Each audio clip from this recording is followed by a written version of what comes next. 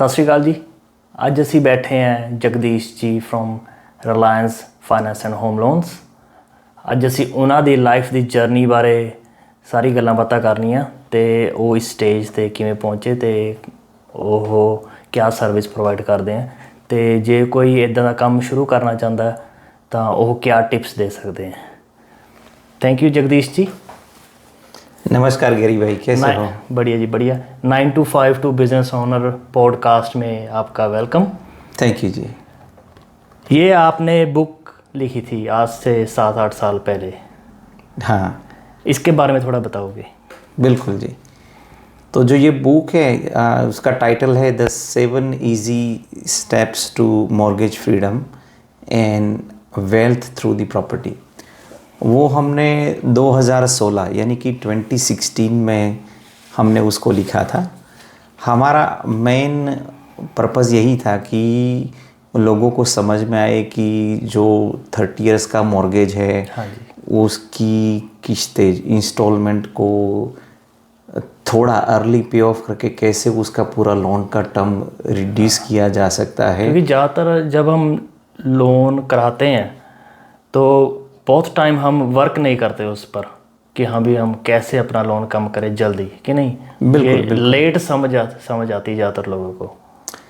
ये इसीलिए तो जो बैंक्स हैं वो और इकोनॉमिस्ट बैंक के लिए काम करते हैं और जब भी ये शेड्यूल प्रिपेयर करते हैं तो it's a win win situation customer और बैंक दोनों को लिए। लेकिन ज़्यादातर केस में क्या होता है कि जो लोग होते हैं वो एक बार मॉर्गेज लेते हैं फिर सेट एंड फॉरगेट। तो हम उनको, जो हमारे एग्जिस्टिंग कस्टमर है, उनको हम यही कहते हैं कि हम every 12 months that's as a minimum every 12 months हम लोन को रिव्यू करेंगे, देखेंगे कि वो लोन आपके नीड के अकॉर्डिंग टू परफॉर्म करता है या मुझे एक छोटी सी एग्जांपल याद आ गई इससे कि हाँ भी जैसे हम कई बार जिम की मेंबरशिप ले लेते हैं, लेकर उसके बाद जाते नहीं और वो चलता रहता है, मगर हम हाई लेवल की जो होम लोन जिस पर थाउजेंड्स ऑफ डॉलर्स जाते हैं उसके लिए भी हम बहुत ज़्यादा कह लो कि केयरफुल नहीं होते और ना जाने में बहुत ज़्यादा वेस्ट कर देते हैं। बिल्कुल। मगर एनीवे आज हम जानना चाहते हैं आपके बारे में। आप अपने बारे बताओगे कि आप इंडिया से किधर से हो, आप उधर क्या करते थे और ऑस्ट्रेलिया में कब आए, और कुछ please tell us about yourself. बिल्कुल बिल्कुल गरी जी। तो मैं गुजरात से हूँ इंडिया में और मैं बहुत बड़ी फैमिली से आ रहा हूँ। मेरी 3 बड़ी बहनें हैं मेरी सगी। मेरा छोटा भाई है वो भी अभी इंडिया में हाई स्कूल टीचर है, वो भी 5 सिबलिंग्स। हाँ 5 सिबलिंग्स। और मेरे पापा थे, उनका भी बड़ा फैमिली था।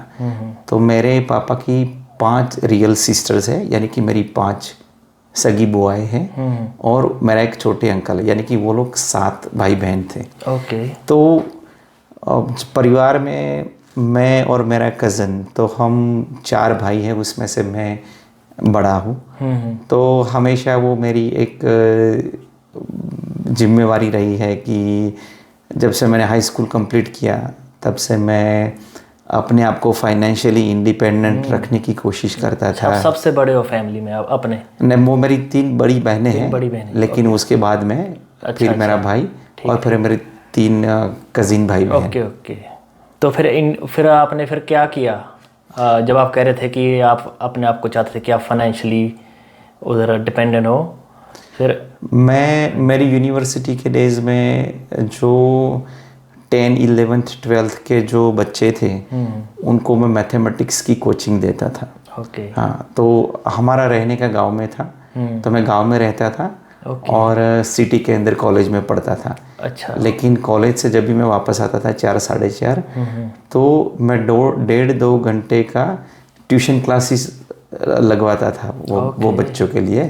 ठीक है, तो उससे फिर मेरी ट्यूशन फीस, मेरी आने जाने का मुसाफिर खर्च, जो ट्रैवलिंग के चार्ज था, वो सब मैं फंड कर देता था। तो फिर ऑस्ट्रेलिया आने का क्यों? आप सीधा ऑस्ट्रेलिया आए थे कि किसी और कंट्री भी गए थे?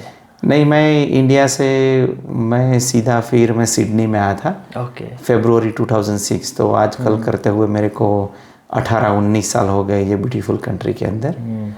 फिर मैं सिडनी के अंदर मैं मास्टर ऑफ अकाउंटिंग मैंने पढ़ा। फिर मैंने सीपीए किया। फिर मैं 2009 में मैं वेस्टर्न ऑस्ट्रेलिया अच्छा। पर्थ के अंदर मूव हुआ मैं। ओके, तो फिर आपने पहले किसी के साथ अकाउंटिंग का काम किया कि अपने आप ही आप सीधा आपने सोचा कि मैंने अपना ही करना है शुरू से? मैंने जो लिस्टेड कंपनीज है जो मेरे को 2-3 इनिशियली में जो कॉन्ट्रैक्ट रोल मिले थे माइनिंग कंपनीज के अंदर, इंजीनियरिंग कंपनीज के अंदर, तो मैंने काम किया वहीं पे। फिर फैमिली टाइम, हमारा बेटा बॉर्न हुआ 2011 के अंदर। तो फ्लेक्सिबिलिटी बहुत कम थी। तो तब से मेरे बैक ऑफ द माइंड में चल रहा था कि लोग हैं वो मेरी टाइम शीट का ख्याल रखते हैं, मैं कब काम पे आऊँ, कब काम से घर जाऊँ।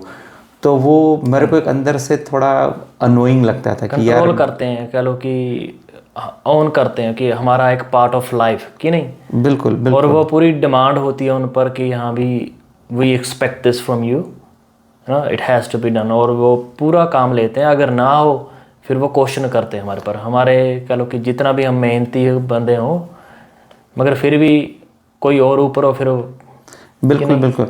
देखो, हम जो इंडियन या एशियन लोग हैं उनका एक कैरेक्टरिस्टिक बहुत अच्छा है कि हमारा वर्क एथिक्स है is always on the top.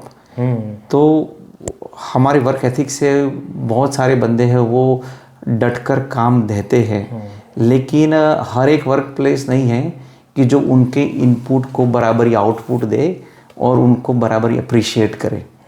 तो कई बार हम ज़्यादा काम किए जा रहे हैं, लेकिन वर्क प्लेस पे जो अप्रिशिएशन है वो कई बार इतना नहीं मिलता। तो फिर बंदा सोचता है कि चलो इतना एफर्ट मैं अगर मेरे अपने काम में लगा दूँ तो शायद मेरी मेहनत और रंग लाए, मेरे को थोड़ा और बेहतर आउटपुट मिले। अपना काम शुरू करने में नॉट नेसेसरीली कि आपकी लाइफ इजी हो जाती है, आपको काम ज़्यादा ही करना पड़ता है। मगर आपने ये चीज़ देखी कि हाँ भाई फैमिली लाइफ आपकी थोड़ी बढ़िया होगी क्योंकि आप अब घर से काम करते हो, अपना बिजनेस रन कर रहे हो। उसमें आपने कुछ देखा कि आप फ्लेक्सिबिलिटी बहुत है, कुछ भी कर सकते हैं फैमिली के साथ, आप अपना स्केड्यूल मोल्ड कर सकते हो? बिल्कुल बिल्कुल गैरी जी, मेरी एक बात हमेशा रही है मेरे दिमाग के अंदर कि discipline is equal to freedom. आपकी जितनी डिसिप्लिन ज़्यादा रहेगी लाइफ में, इतना फ्रीडम भी ज़्यादा रहेगी।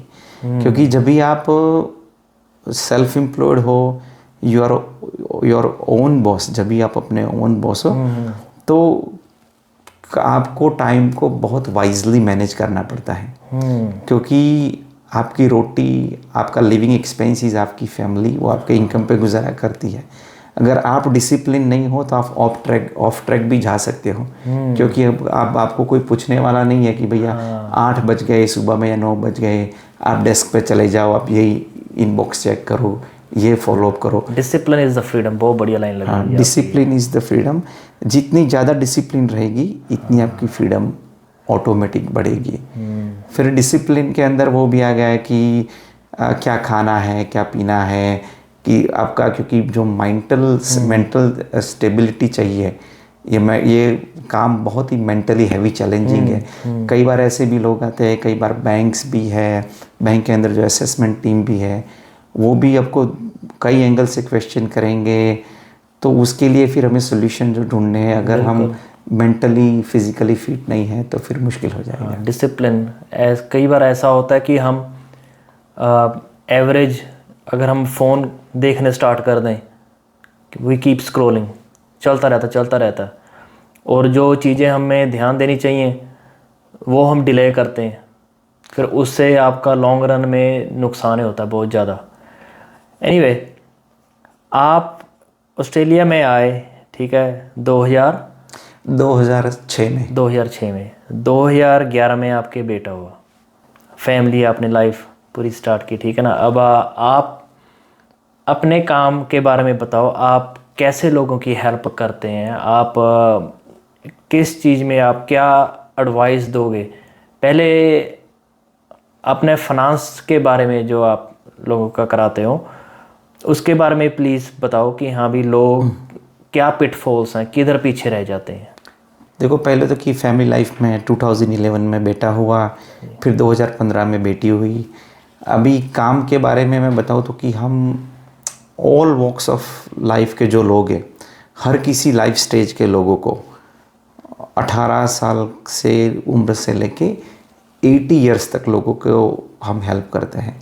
ज़्यादातर जो लोग हैं जो हमारे पास आते हैं वो मम and dad first home buyers है, या जो नाइव प्रॉपर्टी इन्वेस्टर है जिसको 1 या 2 प्रॉपर्टीज़ के अंदर इन्वेस्ट करना है। उसके बाद तो हर कोई आता है, वो एंथुजियास्टिक होता है कि हाँ भैया मेरे को ये प्रॉपर्टीज़ लेना है, ये घर लेना है, या फिर ये जब फैमिली वाले होते हैं कि हमारी बीवी है उसको ये घर बहुत पसंद आया क्योंकि उसका किचन बहुत बड़ा है, उसका लॉन्ड्री बहुत बड़ा है, इमोशनली अटैच हो जाते हैं होम ओनर से ज़्यादा, ठीक है, ओनर ऑक्यूपायर्स। तो मैं उनको एक हमेशा चीज़ की रिमाइंड करवाता हूँ कि चाहे घर जितना भी बड़ा हो या जितना भी अच्छा हो, लेकिन आपको पता नहीं है कि आपका बॉल पार्क फिगर या अप्रोक्सीमेट रेंज क्या है। क्योंकि फाइनेंस अगर नहीं होगा ये प्रॉपर्टी के लिए तो फिर ये चाहे ताजमहल भी हो आपको नहीं मिलेगा। कई बार लोग कहते हैं कि भैया ये घर $1 मिलियन का है, मेरे को 2 लाख कम में मिल रहा है। मैंने कहा ठीक है, लेकिन आपने देखा कि आपको 2 लाख कम में भी मिले तो 8 लाख की भी आपकी बोरोइंग कैपेसिटी एलिजिबिलिटी है या नहीं। कई बार आपने ये भी देखा होगा कि हाँ भी वो घर लेना चाहते हैं बड़ा, मगर इन अ प्रोसेस वो अपने आप को फाइनेंशियल हार्डशिप में भी डाल सकते होंगे, अगर कि नहीं उनका रिस्क या फिर बफर जो होना चाहिए कुछ वो नहीं होता, मगर वो ज़्यादा बढ़िया घर या महंगा घर लेना चाहते हैं। आपको ये भी देखने को मिलता होगा। बिल्कुल बिल्कुल। जब हमारे पास लोग आते हैं तो हम उनको ये क्वेश्चन पूछते कि देखो भैया नज़दीकी फ्यूचर के अंदर आपके क्या क्या चेंजेस होने वाले हैं। अभी मान लो कि हस्बैंड वाइफ है, कोई फैमिली के अंदर किड्स नहीं है, लेकिन अगर उनको शादी के हुए 3, 4, 5 साल हुए हैं तो हम कहते हैं कि देखो भैया आपका आगे नेक्स्ट 5 इयर्स का प्लान क्या है। अभी आप होम लोन बोरो कर लेंगे कंसिडरिंग 2 इनकम। अगर फैमिली में एक एडिशन हो गया बच्चा तो फिर टाइम बीइंग के लिए एक इनकम जो है फीमेल की वो स्टॉप हो जाएगी या कम हो जाती है, कम आ जाती है या स्टॉप हो जाती है। फिर 1-2 साल का तो ऐसा मोड आता है, फिर वो मैटरनिटी के बाद जो भी फीमेल है घर के अंदर वो दोबारा काम शुरू करती है। अगर पहले फुल टाइम करती थी तो अब सिचुएशन चेंज हो गई तो आवर्स कम कर दे, तो उसमें क्या होता है कि उनको कहते हैं कि देखो ये आपका एक्सेप्टेबल रीपेमेंट जो है वो इसी हिसाब से होना चाहिए कि अगर आपकी एक इनकम भी हो जाए तो फिर भी आपकी लाइफस्टाइल को कॉम्प्रोमाइज़ किए बिना आप उसको आराम से जो मंथली रीपेमेंट है किश्त उसको आप मैनेज करते रहो। सही बात है। आप जो आपके जो क्लाइंट मान लो किसी ने 2-3 साल पहले घर लिया, फिर आप उनको कभी वो भी करते हो कि कुछ सालों बाद कि या फिर 1 ईयर या 1 से 2 ईयर्स की चेकअप करने के लिए उनकी फाइनेंशियल चेकअप कह लो कि हेल्थ क्या है, वो भी उनको ऑफर करते हो सर्विस ऐसी? बिल्कुल। अभी हमने एक प्रोग्राम इनिशिएटिव शुरू किया है 2 साल पहले कि एवरी 6 मंथ्स हम जो एग्जिस्टिंग क्लाइंट्स हैं उनको हम ऑटोमेटिक फाइनेंशियल हेल्थ चेकअप का एक चेकलिस्ट भेजते हैं कि any of the life changes है, कुछ फाइनेंशियल चेंजेस है, या कोई आपके प्रॉपर्टी गोल्स है, या कोई इन्वेस्टमेंट गोल्स है, या आपको कोई लाइफस्टाइल अपग्रेड करना है, यानी कि आपको कार अपग्रेड करना है। तो मैं नेसेसरली ये नहीं कहता कि आप लोन लेके कार अपग्रेड करो, लेकिन हम उनको कॉस्ट इफेक्टिव वेज बताते हैं। कि कई बार कहते हैं कि मेरे को कार अपग्रेड करना है लेकिन मेरे को 30-40,000 का कार लोन लेना है, तो मैं उनको पहले कहता हूँ कि देखो भैया अगर आपको 10% पे कार लोन मिल रहा है तो we can access your equity for 6% और 5%। अगर कार तो उसको लेना ही लेना है, लेकिन जो उसका वे ऑफ फाइनेंसिंग है उसको हम थोड़ा ट्वीक करते कैसे चीप रहे, वो हमेशा एक हमारी फोरफ्रंट में रहता है। हाँ, सही बात है, सही बात है।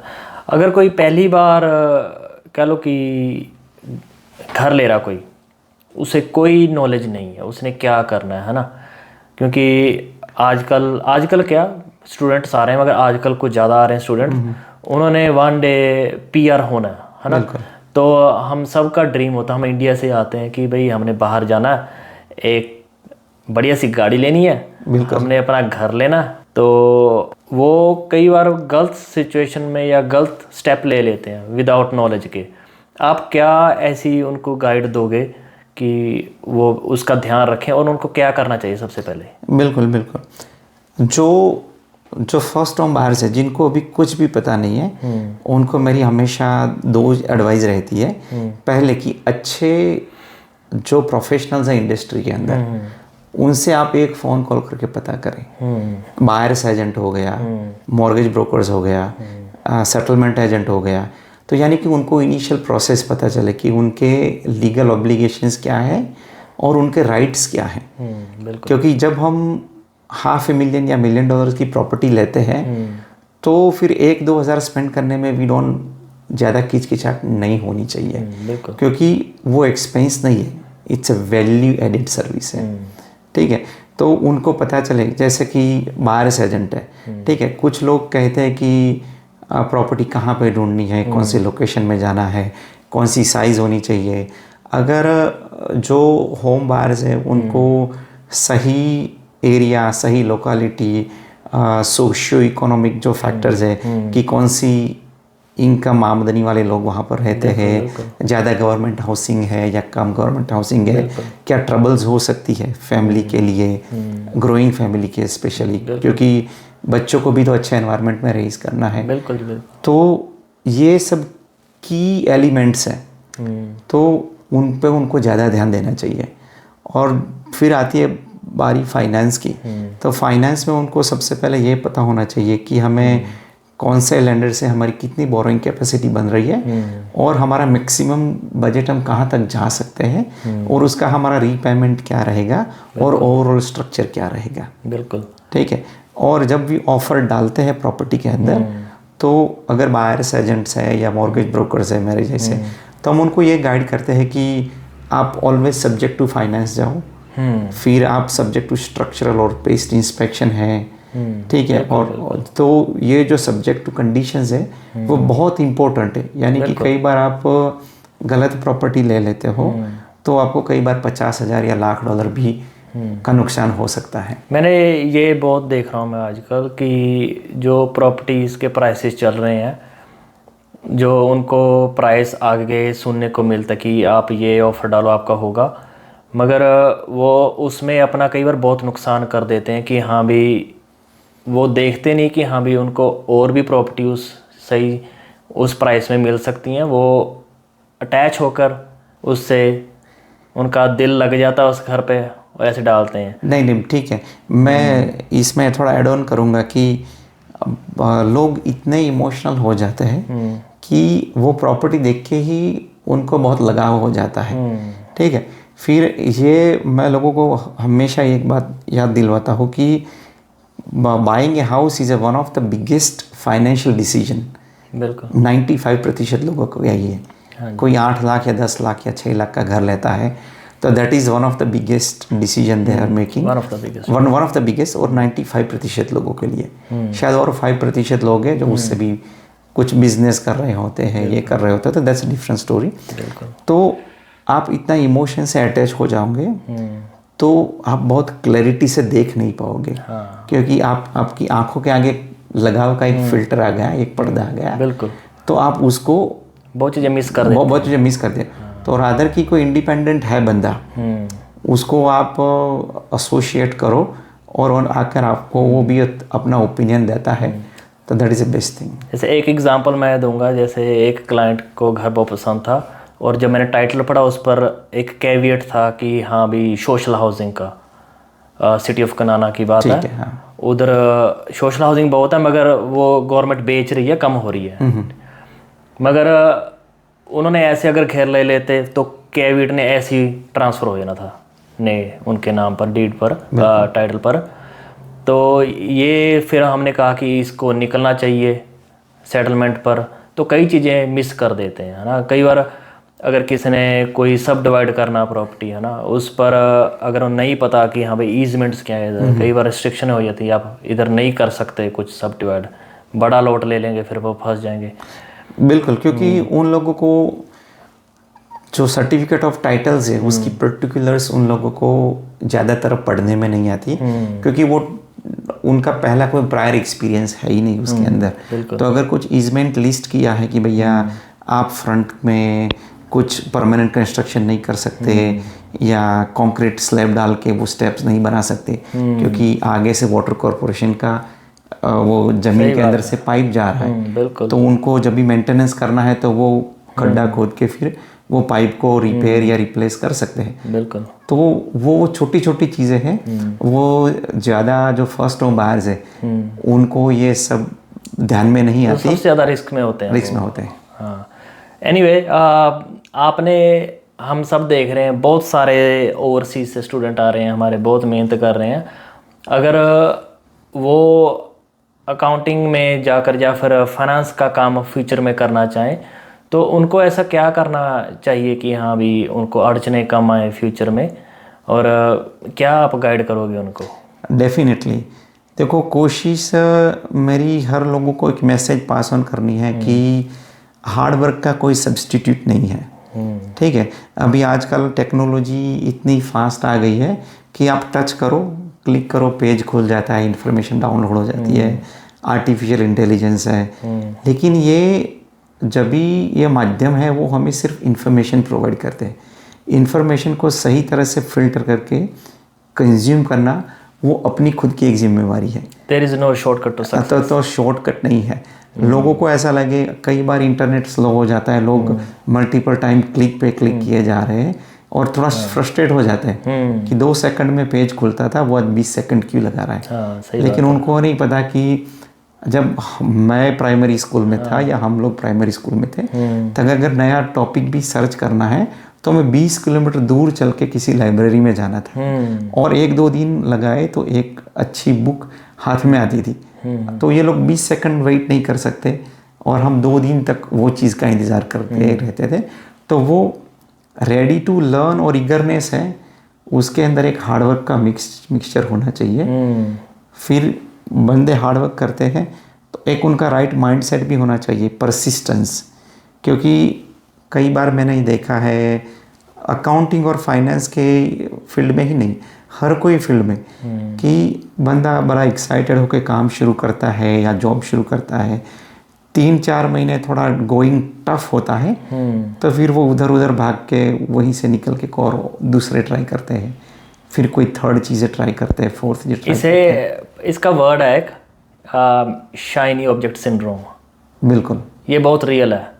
हमें लगता है कि ये चीज़ ठीक है, ये हमारा काम बढ़ाएगी तो हम वो भी करें, फिर कोई कुछ और बता देता है कि फॉर एग्ज़ाम्पल कह लो कि आपने किसी ने कहा कि भाई तू अब जाके चलो फ्लायर्स डाल, ठीक है ना, वो ठीक है।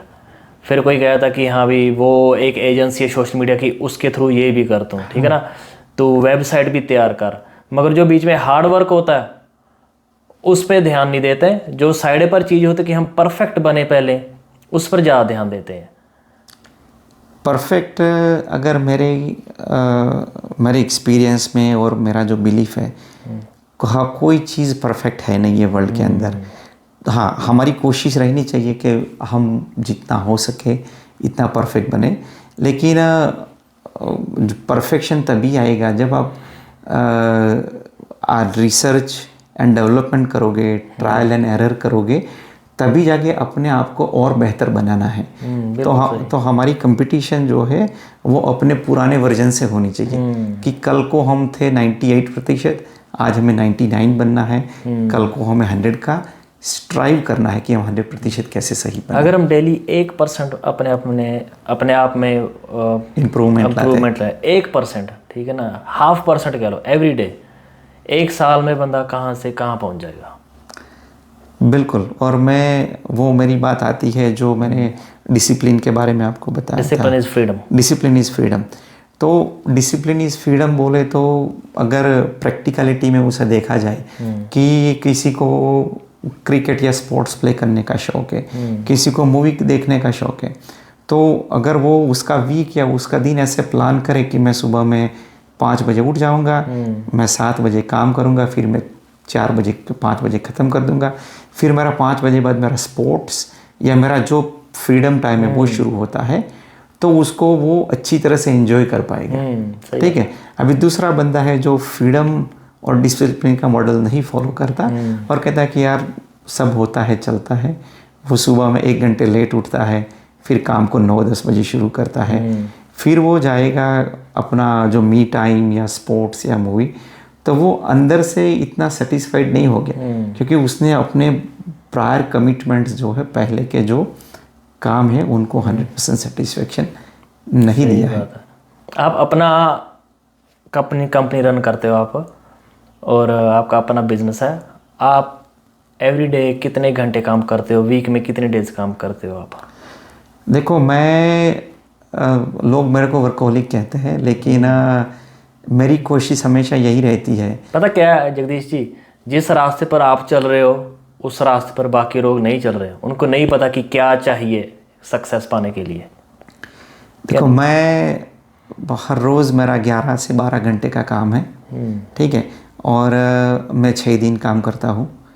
कई बार मैं संडे ऑफ रखता हूँ बच्चों के लिए, मंदिर ले जाना, स्पिरिचुअल एक्टिविटीज़ में ले जाना, लेकिन फिर भी मेरा 2-3 घंटे का संडे का काम हो ही जाता है, अगर मैं ना चाहूँ तो भी, क्योंकि अपने ही लोग हैं, वो पूछेंगे कि हाँ मैं ये प्रॉपर्टी देख के आया हूँ, मेरे को ऑफ़र डालना है, मेरी बोरोइंग कैपेसिटी क्या है, मैं कहाँ तक जा सकता हूँ।